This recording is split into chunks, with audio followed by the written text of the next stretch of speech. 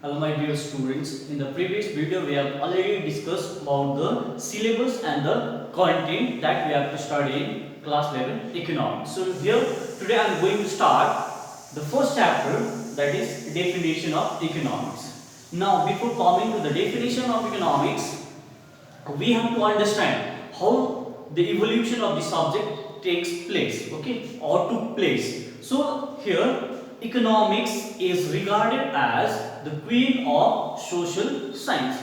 In recent year it has acquired a place to explain the various issues faced by the individual as well as by society. So innumerable questions are there that are faced by we individuals as well as society. So various issues like how the consumer will spend the income on various goods and services. Okay, what type of goods or commodities that individual are going to consume, and on what type of commodity the consumers are going to spend more income, and the type of commodity in which the consumers are going to spend very less income. Similarly, not only consumers, the producers are also facing lots of issues, okay, or problems while taking any economic decisions. So that economic decisions like what type of commodity they should produce,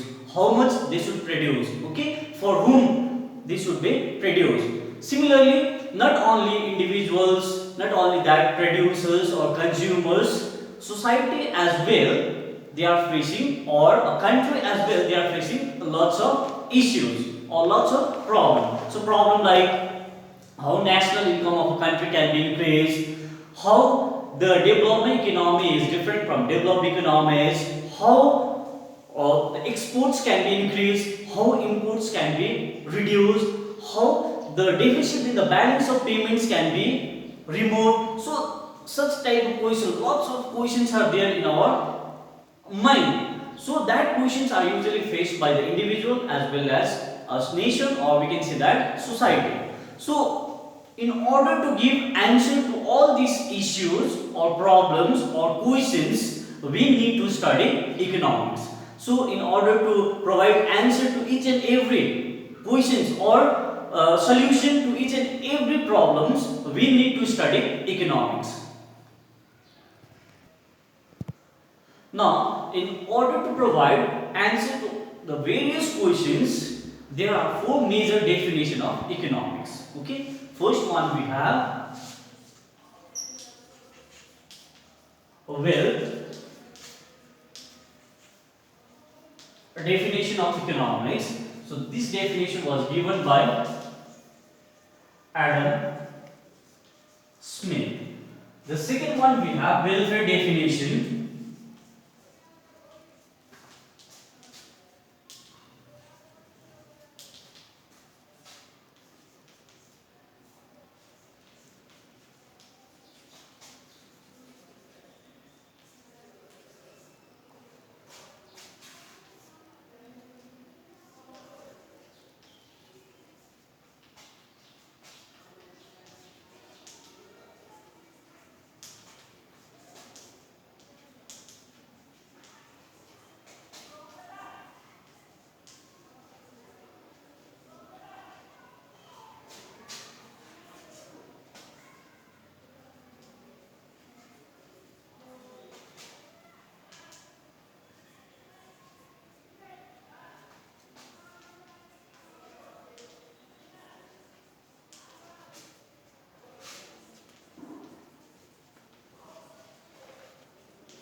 Okay, so there are four major definitions. First, we have a wealth definition. This definition was given by Adam Smith. The second one, we have welfare definition given by Alfred Marshall. The third one, we have scarcity definition given by Lionel Robbins.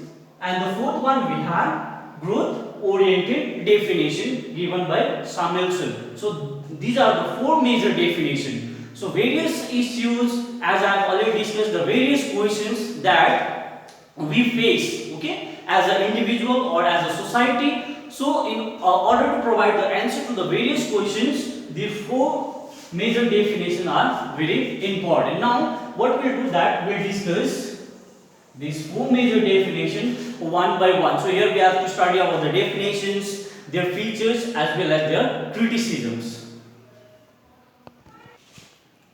Okay, so first definition we have a wealth definition of economics. So this definition was explained by Adam Smith. So Adam Smith is also known as father of economics. Okay, he is the first one to give the concept about the economics or the wealth. Okay, what is a wealth? Now, in year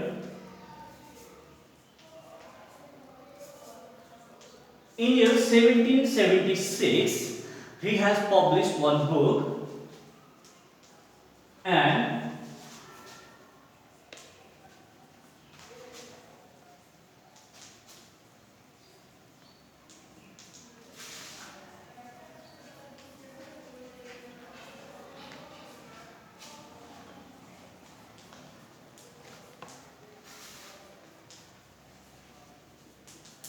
okay, once again, in year 1776, Adam Smith has published one book, and the name of the book is An Inquiry into Nature and Causes of Wealth of a Nation. In a simple way, we call this one, or in a short, we call this one as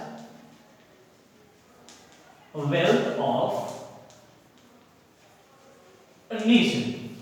Now here, in this book, he has defined the economics, okay, in the terms of wealth. So in this definition, what it says that economics is the study of wealth. Okay, economics is a science which studies the wealth. So how the wealth can be accumulated, how wealth can be earned, what things should be considered as a true wealth. So everything he has explained in his book. Okay, that is wealth of nation.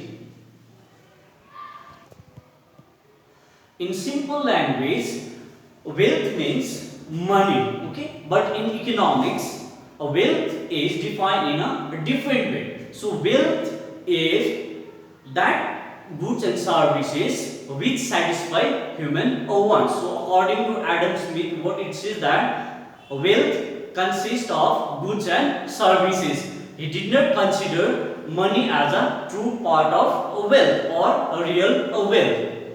But remember one thing, all the goods and services cannot be considered as a wealth. I will give you one example. Like according to Adam Smith, sunlight, okay, sunlight is very necessary or essential for our survival. We cannot live without sunlight. But in his definition, he has excluded the importance of that sunlight. Sunlight is not considered as a part of wealth. Similarly, in his definition, the services provided by teacher, lawyer, doctors, engineers, they are not considered as a true part of wealth according to Adam Smith. So he has excluded that portion from the part of wealth. According to Adam Smith, what is the real wealth? The real wealth is minerals, different types of resources, the production of various types of goods like production of table, chair, benches, pen, pencil, eraser. So these all are the things which consist the true wealth. According to Adam Smith,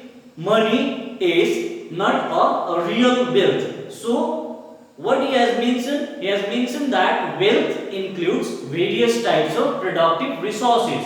Okay, and that resources includes maybe minerals, okay, gold, silver, maybe forest, maybe production of various types of goods, production of eatable items, production of various furnitures. Okay, so these are the true part of wealth according to Adam Smith. Okay, next we are going to discuss the features of wealth definition. Okay, what are the characteristics? What should be the characteristics of wealth definition given by Adam Smith? So first one we have study of wealth. Okay, according to this definition or according to Adam Smith, what he says that economics is the study of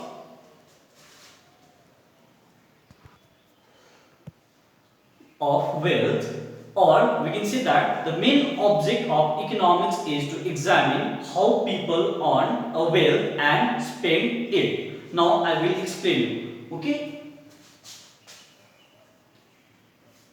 how we can earn this wealth. Okay, and how we can spend this wealth. So wealth can be earned by either production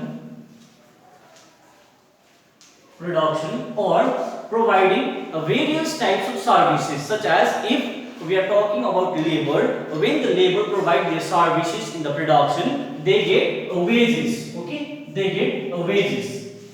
So through production or by providing their services by the labor, they can earn or they can accumulate wealth. Similarly, how the individual or the society, they will spend that wealth on by themselves, so they can spend that wealth through consumption. Okay,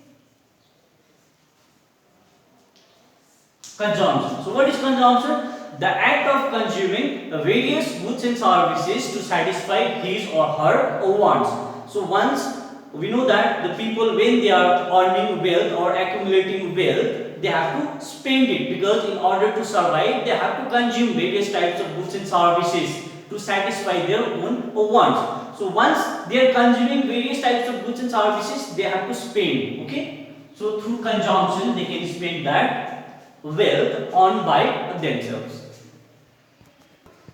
Now the second feature we have economic myth. So according to these characteristics, Adam Smith says that the person who is self-interested, self-centered, they can only earn a wealth or they can only accumulate a wealth. Okay, so here the person who is self-interested, they can increase their wealth by material gains. Okay, material gains means by production or by accumulating various types of resources, they can increase wealth.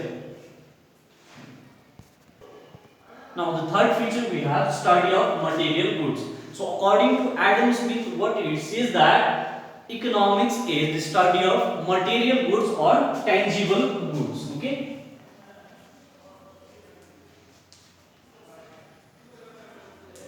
now we have to understand this, what is tangible goods. So the goods which we can touch, feel, handle, control, that type of goods is called tangible goods or material goods. So these tangible goods include table, chair, benches. These type of goods are considered as a tangible goods. So according to Adam Smith, as I have already mentioned in his definition, what he has done that he has excluded some of the services, like services provided by teacher, lawyer, doctors, because according to him, what he thinks that it does not contribute anything in the production to increase the wealth. So he has excluded the services of doctors, lawyers, teacher. Okay, so in his definition he has only talked about the material goods, the goods which we can touch, feel, handle, control. Okay, example I have already mentioned you, table, chair, benches. So this type of goods are considered as a tangible goods, and in his definition only this type of material goods or the tangible goods are the true part of wealth. Okay, so next we are going to discuss the criticisms of wealth definition. So whatever the definition it was given by Adam Smith, some other group of economists are there. They have criticized him on the various issues. Like whatever the definition of economics you have given, you have not included the services or you have not considered the other factor as a part of wealth. So on that ground or on that basis, Adam Smith has been criticized by the various other economists like Alfred Marshall. Okay, so first criticisms we are going to discuss here. It is too much emphasis on materialism. Okay, materialism means he has only talked about, or Adam Smith has only talked about the material goods or tangible goods in his definition. He has not considered the other factors or the other part as a true wealth. Okay, there are various issues that is also very important, like love, affection, okay, care. That is also very important issues but he has excluded that things from his definition. The various services he has excluded, as well as the various factors like love, affection are also excluded from his definition. So on this basis, the various economists has criticized him that whatever the definition of economics you have given, that is not correct or appropriate. Okay. The other economist has emphasized that living happy should be the main goal or objective of the human beings rather than being rich. So being rich should not be the ultimate goal of the individual, but living happy should be the ultimate goal for individuals. Now the second criticisms we have, it ignores the other problems of an economy. So according to Adam Smith, he has only focused, or he has given the central point to wealth only, but he has neglected, he has ignored the other economic issues. Okay, so other economic issues like poverty, unemployment, inflation, so he has talked nothing about all these issues. So on this ground, the other economist says that whatever the definition of economics you have given, that is not appropriate or that is not correct. Okay, so we can say that whatever the wealth definition we have learned, that is a narrow concept of definition of economics.